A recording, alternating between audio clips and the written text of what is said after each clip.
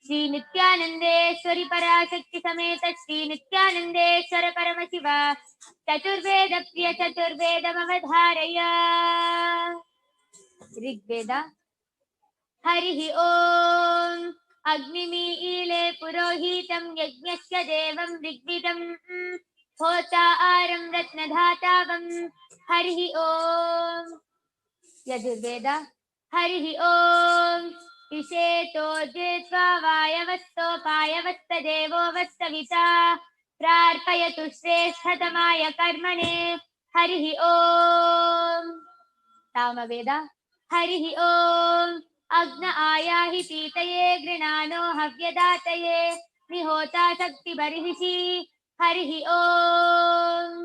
अथर्ववेद हरिः ओम तन्नो देवीरभिष्टय आपो भवन्तु पीतये संयोरभिस्रवन्तु नः हरिः ओम।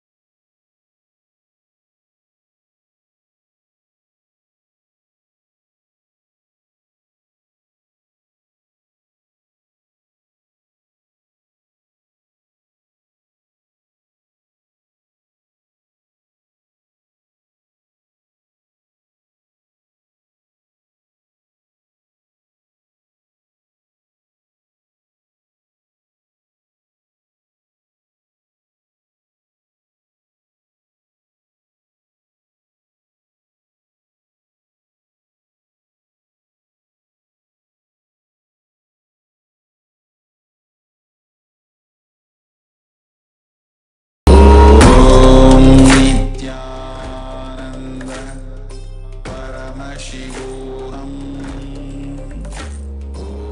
Om Nithyananda Paramashivoham. Om Nithyananda Paramashivoham. Om Nithyananda Paramashivoham. Paramashivoham. Om Nithyananda Paramashivoham. Om Nithyananda Paramashivoham. Om Nithyananda Paramashivoham. Paramashivoham. Om Nithyananda Paramashivoham. Om Nithyananda Paramashivoham. Om Nithyananda Paramashivoham.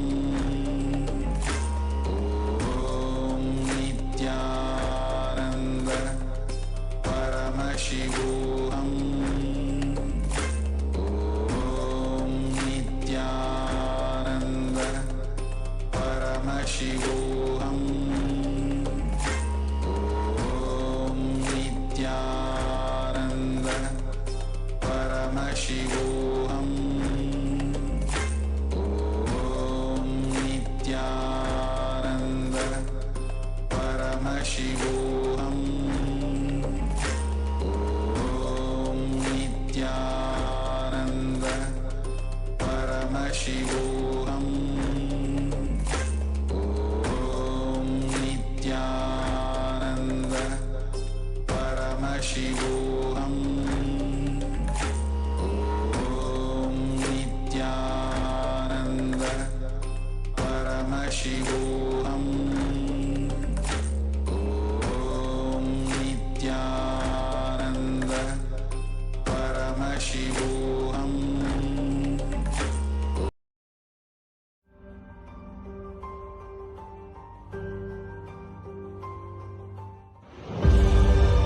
What I mean by the word KAILASA, listen intensely.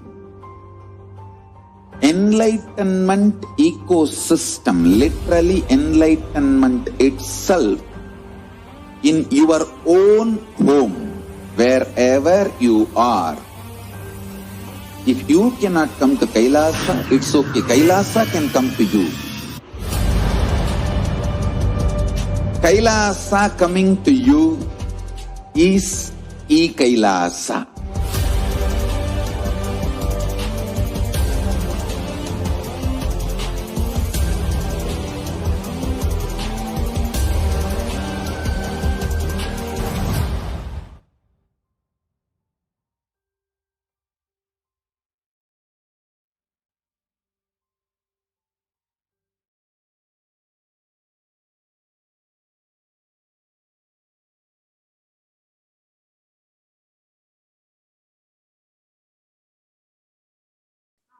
देवदेवोत्तम देवता सार्वभौम अखिलांड कोटि ब्रह्मांड नायक श्री नित्यानंदेश्वरी पराशक्ति समेत श्री नित्यानंदेश्वर परमशिव आगम श्लोक प्रिय आगम श्लोकानवधारय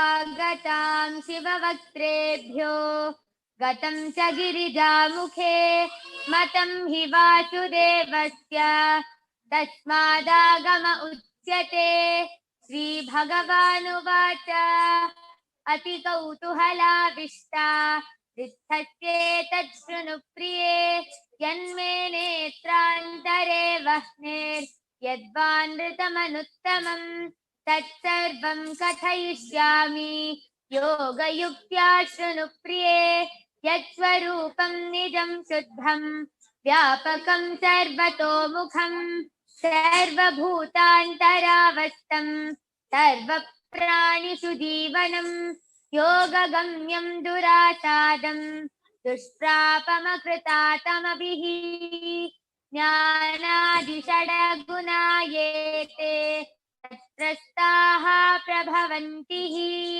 सा वै महाक्रिया रूपा संस्थितैका क्रियामता.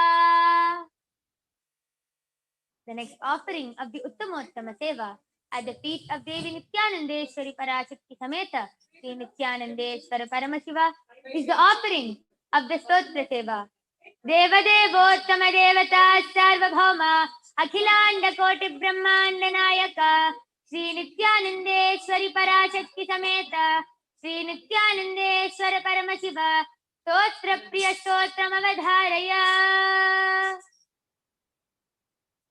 Om Namo Bhagavate Sadashivaya Sakala Tattvatmakaya Sarvamantra Swarupaya Sarvayantradhishthitaya Sarvatantra Swarupaya Sarvatattvaviduraya Brahmarudravatarinne Neelakanthaya Parvati Manoharaya Somasuryagnilochanaya Bhasmodulita Vigrahaya Mahamani Mukutadharanaya Manikya Bhushanaya Srishtisthiti Pralaya Kala Raudravataraya Dakshadvaradvamsakaya Mahakala Bhedanaya Mooladharaika Nilayaya Tatvatitaya Gangadharaya Sarvadevadidevaya Shadashrayaya Vedantacharaya Trivargasadhanaya Anantakoti Brahmandanayakaya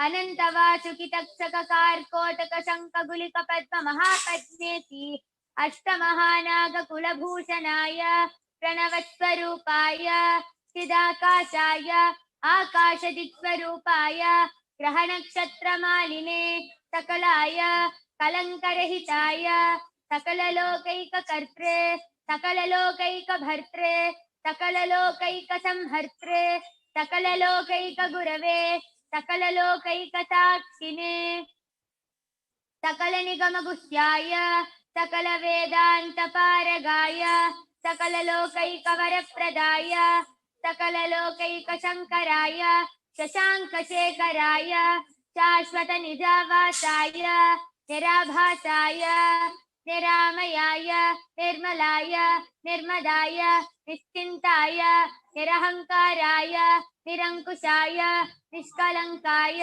निर्गुणाय निष्कामाय निरुपप्लवाय निरुपद्रवाय निरवध्याय निरन्तराय निष्कारणाय निरन्तकाय निष्प्रपञ्चाय निस्सङ्गाय निर्द्वन्द्वाय निराधाराय निरागाय निष्क्रोधाय निर्लोपाय निष्पापाय निर्भयाय निर्विकल्पाय निर्भेदाय निष्क्रियाय निस्तुलाय निस्संशयाय निरुपमविभवाय नित्यशुद्धबुद्धपरिपूर्ण सच्चिदानन्दाद्वयाय परमशान्तस्वरूपाय तेजोरूपाय तेजोमयाय जय जय रुद्र महारौद्र भद्रावतार महाभैरव कालभैरव कल्पान्तभैरव कपालमालाधर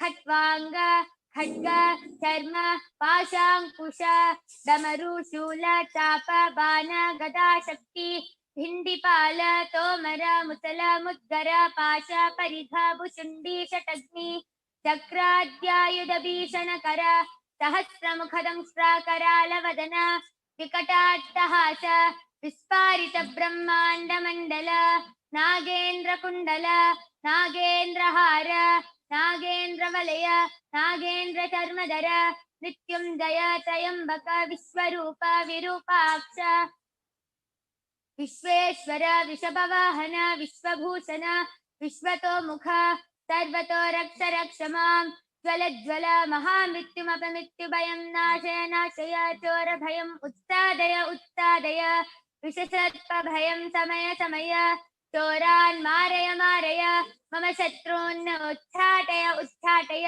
त्रिशूलेन विधारय विधारय कुठारेण भिण्डि भिण्डि खड्गेन छिण्डि छिण्डि कट्वाङ्गेन विपोदय विपोदय मुसलेन निष्पेषय निष्पेषय बाणैः सन्ताटय सन्ताटय रक्षांसि भीषय भीषय भूतानि विद्रावय विद्रावय कूष्माण्ड मारीच वेताल ब्रह्मराक्षसगणान् सन्ताटय सन्ताटय माम् अभयं कुरु कुरु वित्रस्त्वं माम् आश्वासय आश्वासय नरकभयान् माम् उद्धर उद्धर सञ्जीवय सञ्जीवय श्रुत्युद्भ्यां माम् आप्यायय आप्यायय दुःखातुरं माम् आनन्दय आनन्दय शिवकवचेन माम् आच्छाटय आच्छाटय मृत्युञ्जय त्रयम्बक सदाशिव परमशिव नमस्ते नमस्ते. The next offering of the Uttamottama Seva at the feet of Devi Nithyanandeshwari Parashakti Sameta Shri Nithyanandeshwara Paramashiva is the offering of the Dravida Vedam. Devadevottama Devata Sarvabhauma Akhilanda Koti Brahmanda Nayaka Shri Nithyanandeshwari Parashakti Sameta Shri Nithyanandeshwara Paramashiva Dravida Veda Priya Dravida Vedam Avadharaya.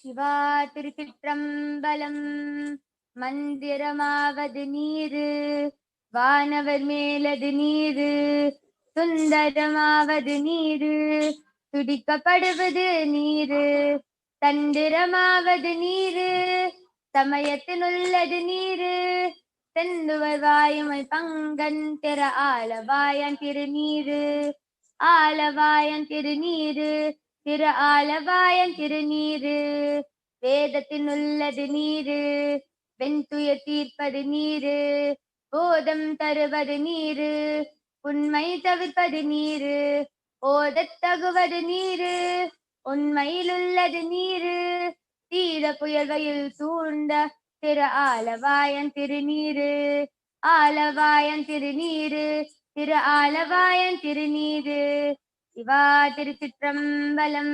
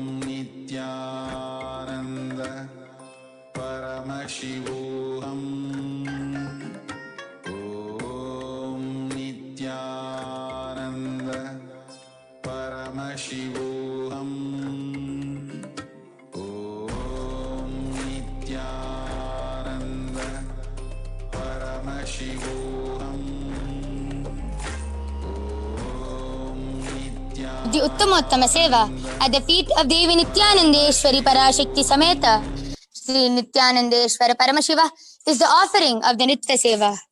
Deva Devottama Devata Sarvabhauma Akhilanda Koti Brahmanda Nayaka Sri Nithyanandeshwari Parashakti Sameta Sri Nithyanandeshwara Paramashiva Nitya Priya Nityam Avadharaya.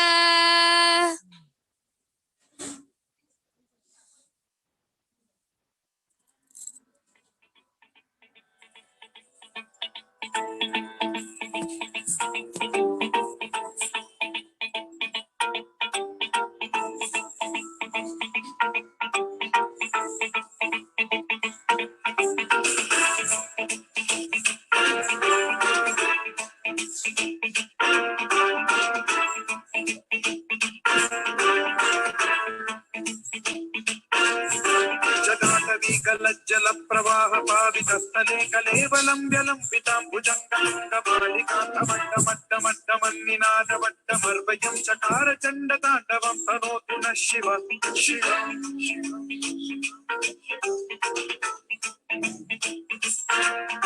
जटाकटाह सम्भ्रम भ्रमन् निलिम्ब निर्झरी विलोल वीचि Vallari विराजमान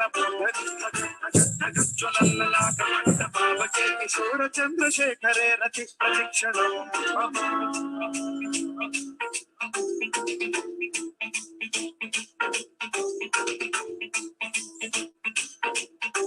जटाभुजंग पिंगल स्फुरत्वरामणि प्रभा कदम्ब कुंकुमद्रव प्रलिप्त दिग्वधूते मदान्त सिन्धुरत्वरत्वगुत्तरीय मेधुरे मनो विनोदमद्भुतं बिभर्तु भूत भर्तरी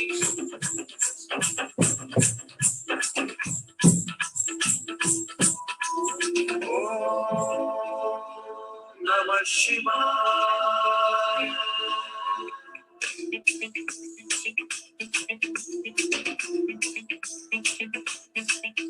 सदा शिवं भजाम्यहं सदा शिवं भजाम्यहं ओम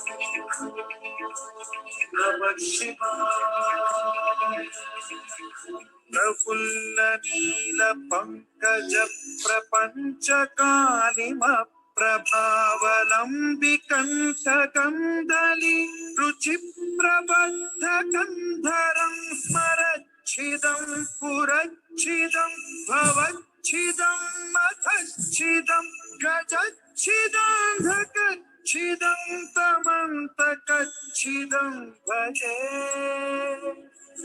अखर्व सर्व मंगला कदम्ब मंजरी रस प्रवाह माधुरी विजृंभणा मधुव्रतं स्वरान्तकं पुरान्तकं भवान्तकं मघान्तकं गजान्तकान्धकान्तकं तमन्तकान्तकं भजे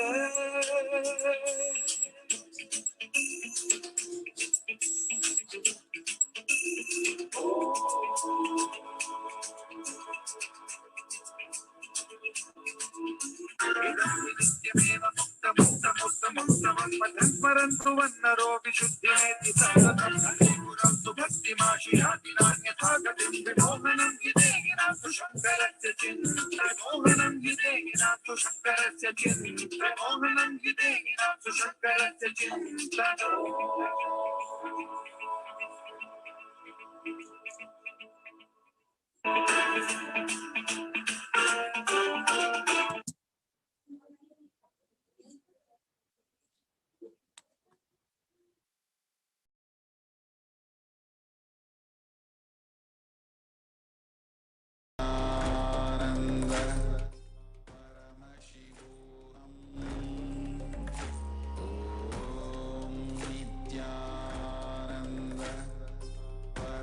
Paramashivoham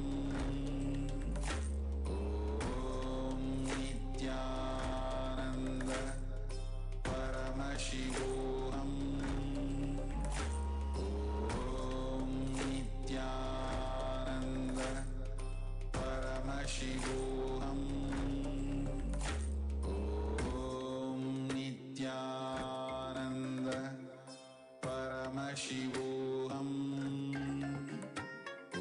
Om Nithyananda Paramashivoham Om Nithyananda Paramashivoham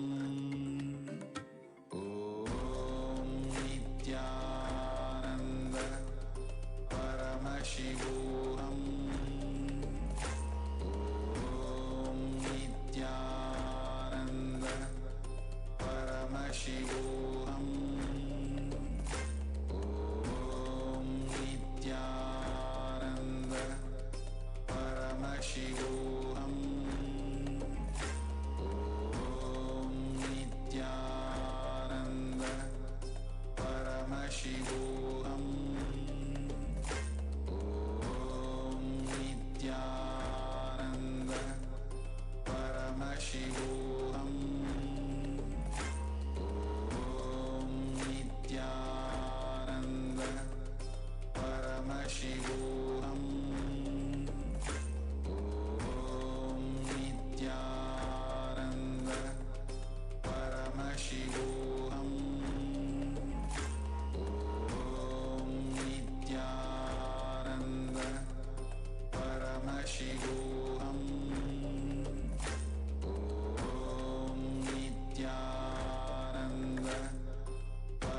Paramashivoham. Om Nithyananda Paramashivoham. Om Nithyananda Paramashivoham. Om Nithyananda Paramashivoham.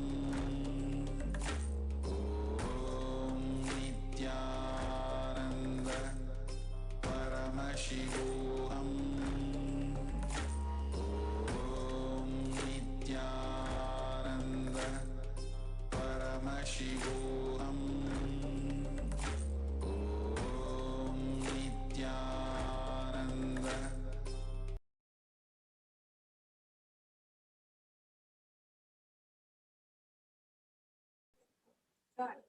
The next offering of the Uttamottama Seva at the feet of Devi Nithyanandeshwari Parashakti Sameta Sri Nithyanandeshwara Paramashiva is the offering of the Paramashiva Shakti Avishkarana. Devadevottama Devata Sarvabhauma Akhilanda Koti Brahmanda Nayaka Sri Nithyanandeshwari Parashakti Sameta Sri Nithyanandeshwara Paramashiva Paramashiva Shakti Avishkarana Priya Paramashiva Shakti Avishkaranam Avadharaya. Nithyanandam Paramasukhadam Kevalam Jnanamurtim Dvandvatitam Gagana Sadrisham Tattvamasyadhilaksyam Ekam Nityam Vimalamachalam Sarvadi Sakshi Bhutam Bhavatitam Trigunarahitam Sadgurum Tam Namami. Nithyanandam. I welcome all of you with my love and respects to today's Paramashiva Shakti Avishkarana. I am Manitya Yoga Pranananda. I am 13 years old and I am a Balasint of the Nithyananda Gurukul. Today, you will be witnessing the extraordinary Shakti of the power of body scanning. Before we begin the power manifestation, let us begin with a small introduction about the source of all, Paramashiva. Paramashiva is the primordial divinity, the ultimate reality and cause, which is self-effulgent, Swayam Prakasha, all-pervading, unchanging beyond time, space, form and causality. Today, an incarnation of Paramashiva walks among us in the form of the Supreme Pontiff of Hinduism, Jagatguru Mahasannidhanam, His Divine Holiness Bhagavan Nithyananda Paramashivam, initiating millions of disciples all across the globe into the science of power manifestation. And here we have along with us our volunteer. Ma, would you like to introduce yourself? Yes. My name is Suman Sanjay Agrawal and I'm staying in Dwarka, Delhi. Yes. Thank you, Ma. So now, in this power of body scanning, I'll be scanning Ma Suman's body and I'll be revealing any problems which she has, and I will also be revealing a solution and giving healing for it. So I'll be beginning the power manifestation by starting to chant the Mahavakya. Om Nithyananda Paramashivoham. Om Nithyananda Paramashivoham. Om Nithyananda Paramashivoham.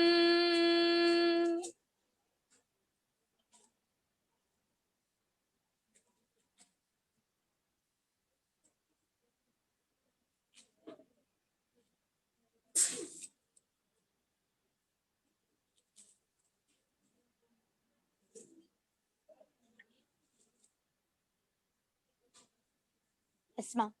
Paramashiva revealed that from past few days, there's a lot of undigested food in your stomach and it is not getting digested properly, which is causing a lot of gas in your body and a lot of toxins in your body. And suddenly, like when you're walking, due to all this gas and everything, you start feeling dizzy. And then after some time, it becomes normal. And Paramashiva revealed that you start feeling dizzy and you feel very unstable because of this. Would you like to verify, Ma? I actually, yes, I have problem of gas. It is there.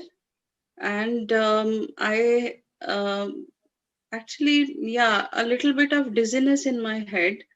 Not much, but a little. But I have a headache and cervical issue, which is very severe for past 4-5 days. Yes, can I give you a solution to this?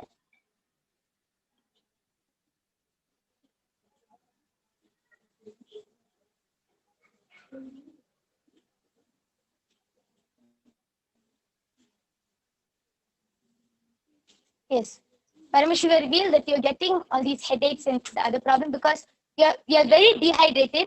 So there's very less water in your body. So because of that, you start getting headaches, severe headaches. I revealed to drink more water, and Paramashiva also revealed to take a lot of haritaki in the night. When you take a lot of haritaki, that will heal all these problems. This is what Paramashiva revealed. Okay. Yes. Would you like me to scan anything else? Ma'am, just this cervical and headache issue is a very chronic issue. It has been there for 25 years now. So if you can, see any further that how it can be cured. Yes.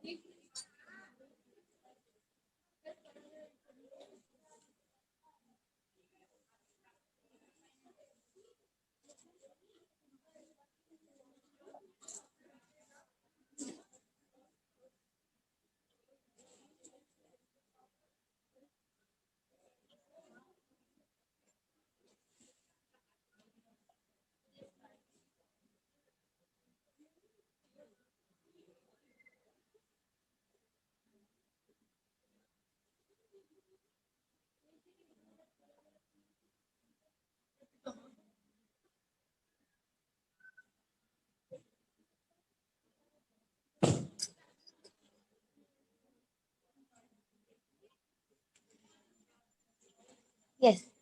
The only thing which Paramashiva revealed that it's a lot of mucus, like a sinus stuck, and we will see it's the sinus problem, and Paramashiva has healed it.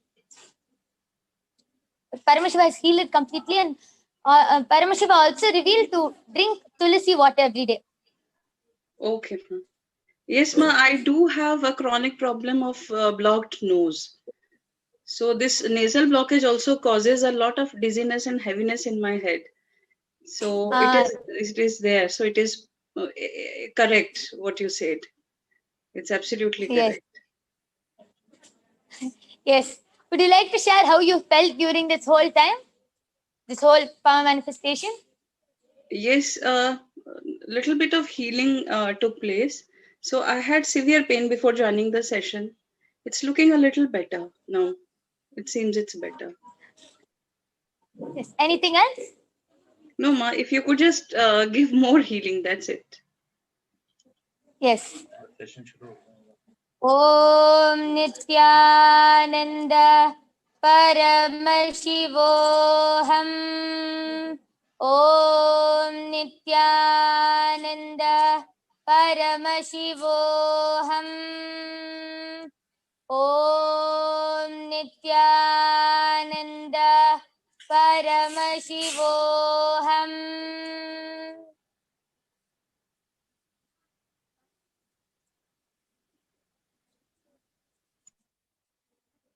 Yes, ma. Paramashiva is healed. Thank you, ma. Thank you so much. Nithyananda, ma. Yes, thank you. And with this, we would like to offer our gratitude and love at the divine lotus feet of the Supreme Pontiff of Hinduism, Jagatguru Mahasannidhanam, His Divine Holiness, Bhagavan Nithyananda Paramashivam. We thank you all for joining us in today's Uttama Seva. Thank you, Nithyanandam.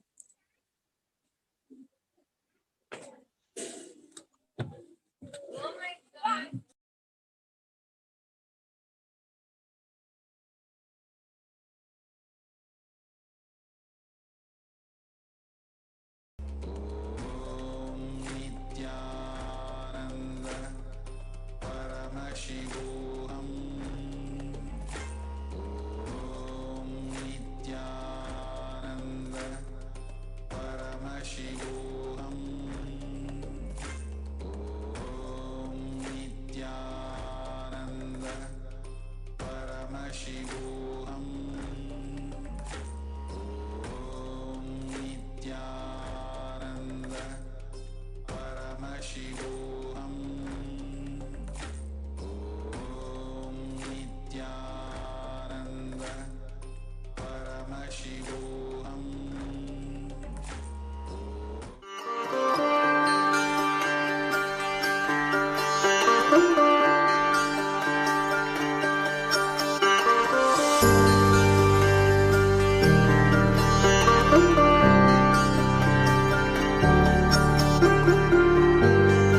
KAILASA, the good God country.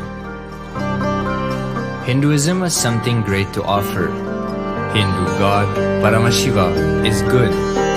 We love him not just because he gives us what we want, but because he is good, and he has so much to offer to the world that makes the best nation.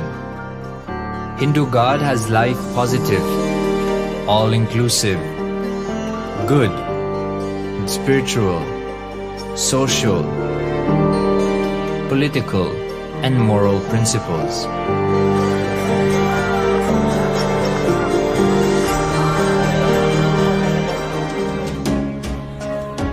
Hindu principles are guaranteed solutions for all the major problems of humanity: resettlement, violence and lawfare, impoverishment, inequality, environmental footprint, pandemic and biowar, disputes, feminist movement, women's rights, child rights, minority rights, linguistic rights, human rights. Because Hinduism has the best to offer to the world, KAILASA, standing tall since 1994 for the grand narrative of Hinduism, is the good God's country. Founder of KAILASA, Paramashiva, and his 1008th incarnation, the Supreme Pontiff of Hinduism, Jagatguru Mahasannidhanam, His Divine Holiness, Bhagavan Nithyananda Paramashivam, is the reviver of KAILASA, the enlightened civilization, the greatest Hindu nation.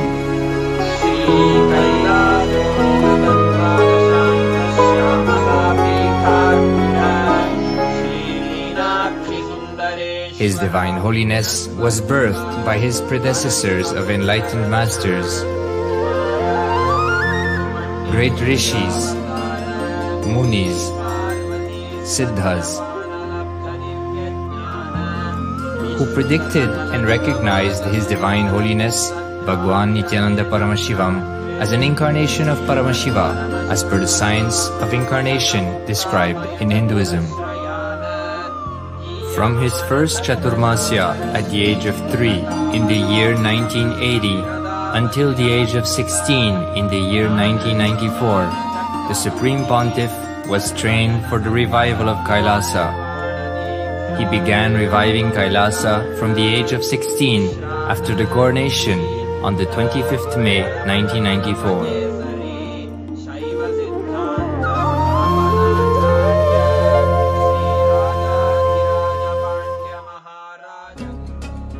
KAILASA that we see today is 26 years of sincere hard work of the reviver and Hindu diaspora all over the world.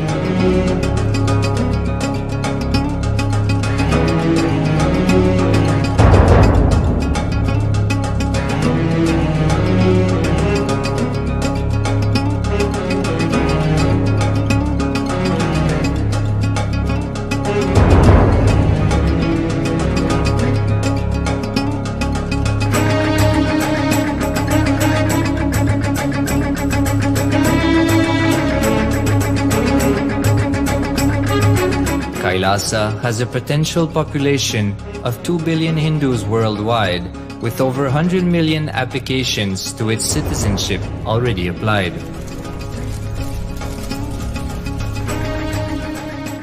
Hinduism has stood over 10,000 years as an enlightened civilization, has been a global beacon of spiritual and timeless wisdom, technology, and culture.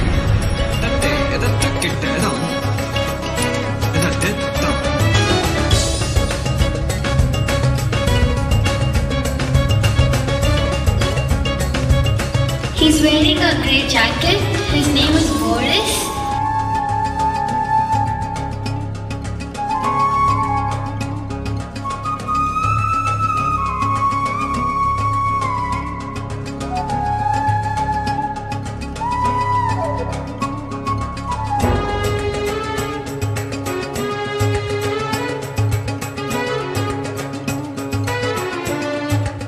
The world's ancient civilization produced more than 40% of the world's GDP.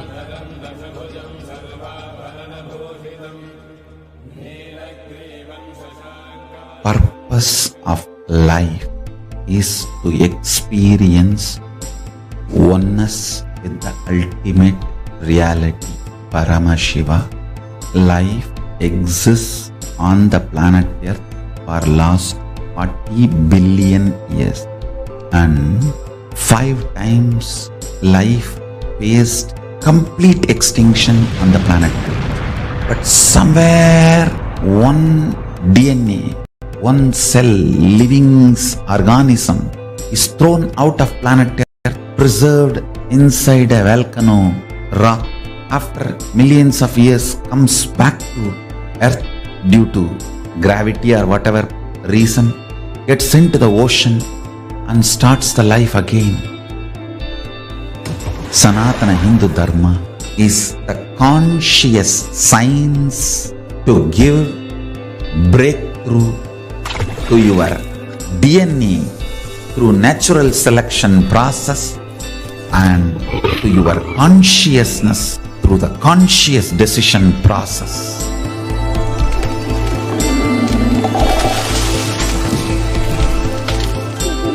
Sanatana Hindu Dharma is a sacred spiritual science. It is not bunch of do's and don'ts. No.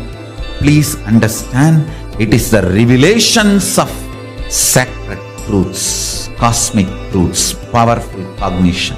It is still alive. That science is available, time-tested, foolproof. This science of living enlightenment is the complete solution for all the problems individual or society or modern day humanity is facing. Then you will understand all the problems of the modern day humanity. Sanatana Hindu Dharma is solution. Whether the terrorism or climate change, natural calamities or man-made calamities, for all the problems humanity is facing, the only solution is science of living enlightenment, revealed by Paramashiva from the Vedagamas in the modern day through this body. I am a Hindu revivalist, not by any revolution, but by evolution and setting model communities. Understand? Kailasa is reviving the ancient Hindu enlightened civilization. Paramashiva manifested this Kailasa Mandala, the enlightenment ecosystem and the lifestyle. I am going to revive this whole enlightenment ecosystem, Kailasa, by creating a model Kailasas all over the world. I will work sincerely and revive this spiritual science which is the core for enlightenment ecosystem, making you all manifest the state, space, powers, being, superconsciousness and Kailasa of Paramashiva, and making all of us manifest Paramashiva. In a world ravaged by war, ecological destruction, hatred and division, Kailasa stands as a bold vision of human potential, coexistence, organic living, and alignment with nature.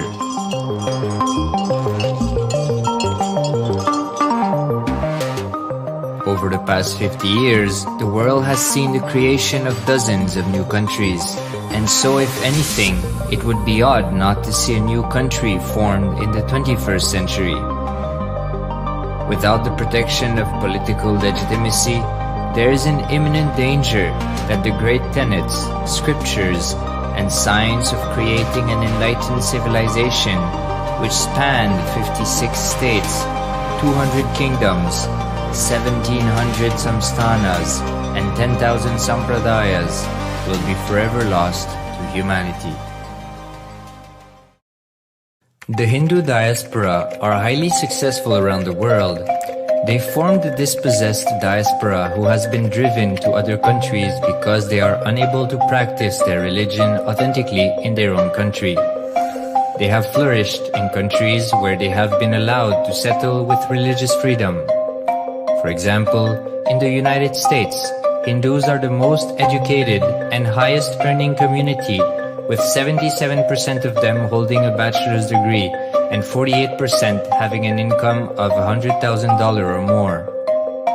Although they are only 1% of the population, Hindus have launched 13.5% of the startups in the USA. They hold leadership, technical and creative positions in companies such as Microsoft, Google, Facebook, etc.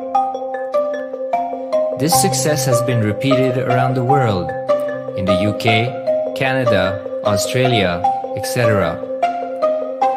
James Kirkup, in his 2015 Telegraph article says, British Indians are not just the most successful immigrant group in this country's recent history, but the most successful group of people, full stop. He continues, more extraordinary than the rise in numbers is how it has taken place so harmoniously and profitably for this country and those in it. British Indians, quite simply, are among the most industrious, accomplished and credible amongst us. The best of British, if you like. The same article says that British Hindus are barely 2% of the population, but 12% of all the doctors. Australia and Canada have understood the ingredients of fast economic growth of the country and are doing everything to attract the educated, rich Hindu community. Hindus are the fastest growing migrant population in Australia. In 2017, 200% more Hindus have received invitation for Canadian Permanent Residency Program. Even now, the Hindu diaspora worldwide are the richest. No divorce, have no cases of drugs and substance abuse, lowest mental disorder, no depression. Hinduism is the only religion which neither converts nor kills. Absolutely non-violent, the elite sect of mankind.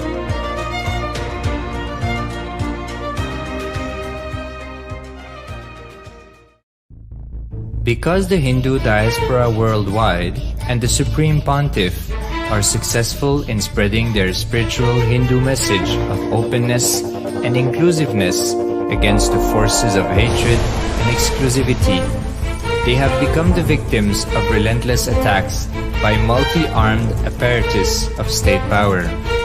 Anti-Hindu forces, extremist caste, supremacist militant organization want a one ideology, Hinduism, under their exclusive domain. What they cannot digest into themselves, they systematically delegitimize and exterminate. Lawfare, assassination attempts, Character assassination of the Supreme Pontiff of Hinduism, Jagatguru Mahasannidhanam, His Divine Holiness, Bhagavan Nithyananda Paramashivam.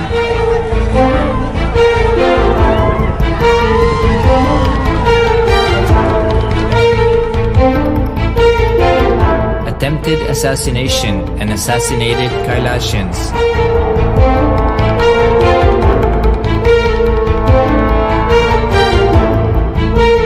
Sexual assaults and rape of female monks of Kailasa. Objectification.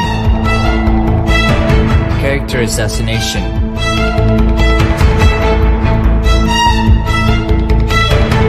State-funded child abuse and sexual abuse on the children of Kailasa. Then I told I don't want to see a picture. Then I told I don't want to see a picture. Then they showed me a picture. State-operated embezzlement of funds, properties and assets donated by the Hindu diaspora worldwide for the purpose of the revival of Kailasa.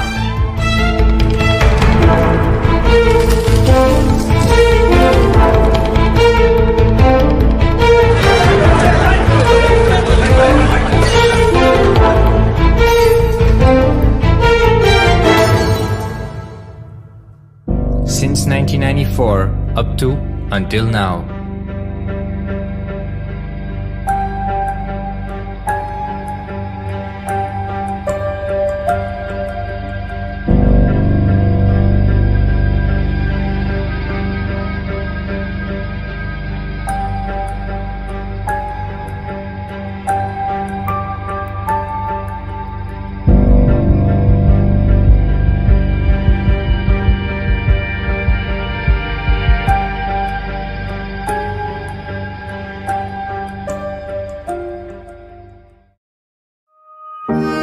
Building a nation is not a project accomplished overnight or by virtue of hope. Kailasa is the manifestation of 26 years of sincere hard work, sacrifices, integrity of the Supreme Pontiff of Hinduism, Jagatguru Mahasannidhanam, His Divine Holiness, Bhagavan Nithyananda Paramashivam, and the Hindu diaspora worldwide for the past 26 years for the enlightenment of humanity.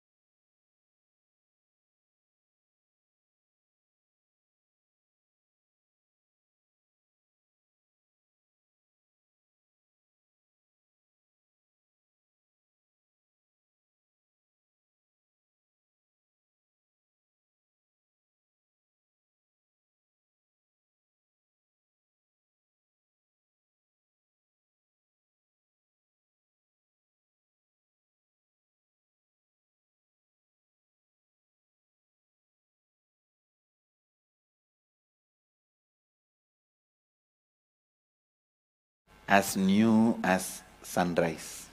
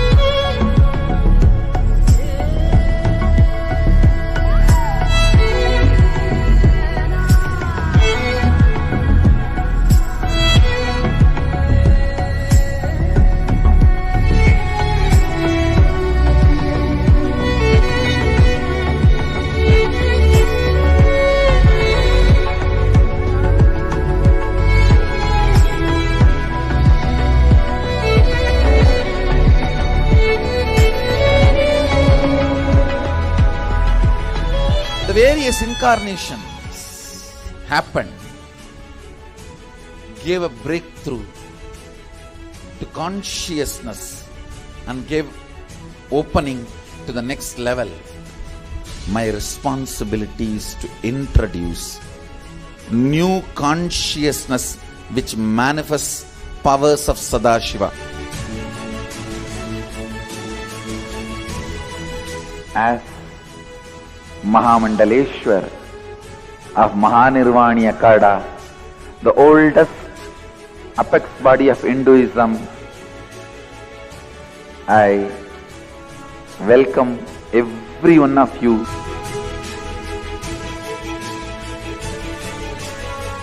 I have experienced Sadashiva in his completion, and he has empowered me to transmit that experience to all of you. It's my commitment to all of you. I'll make you experience and manifest Sadashivatva, powers and state and space of Sadashiva. When you manifest powers, naturally the state of Sadashiva and space of Sadashiva starts manifesting in you. More power manifestation, more integrity, more unclutching, more nirvikalpa samadhi, more joy, more restful awareness, more responsibilism, more enrich, more bliss.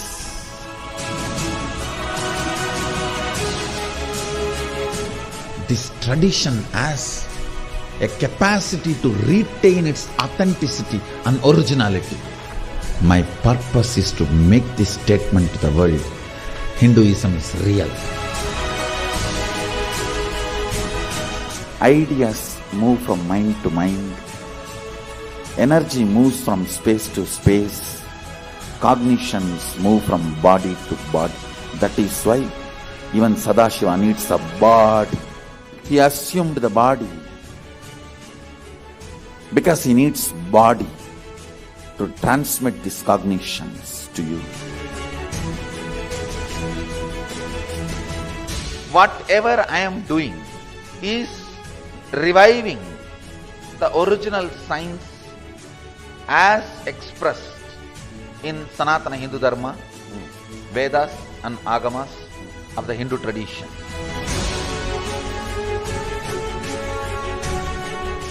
Given by Sadashiva, received by Devi, adopted by Vishnu to run this universe is Agama. Agamas insist on us serving beyond our frame.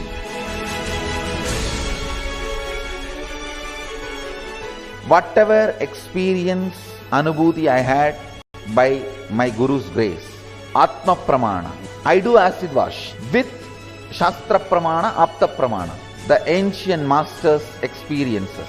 Whatever finally stand, I share it with the world as Sakshi Pramana. I welcome everyone for the grand feast of Sanatana Hindu Dharma.